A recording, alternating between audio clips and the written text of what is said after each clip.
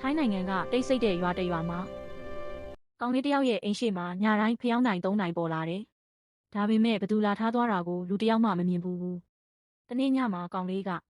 မအိပ်ပဲတကားနားမှာစောင့်နေတယ်။ည2 နာရီလောက်မှာအပြင်မှာခြေလန်းတံတစ်ခုကြားလိုက်တယ်။သူတိတ်တိတ်လေးကြည့်လိုက်တော့အမဲဝတ်ထားတဲ့မိန်းမတစ်ယောက်အိမ်ရှိမှာဖျောင်းနိုင်သုံးနိုင်လာထားနေတယ်။ပြီးတော့ဘာမှမပြောဘဲအမှောင်ထဲကိုရှောက်သွားတယ်။နောက်နေ့မနက်မှာရွာကအဖိုးကြီးတစ်ယောက်ပြောလိုက်တယ်။ဒီနေရာမှာအရင်တုန်းကမိန်းမတစ်ယောက်သေခဲ့ဘူးတယ်။လူတွေပြောတာကအဲ့ဒီမိန်းမရဲ့ဝိညာဉ်ကဒီနေရာကိုပြန်လာနေတယ်တဲ့။ဒါပေမဲ့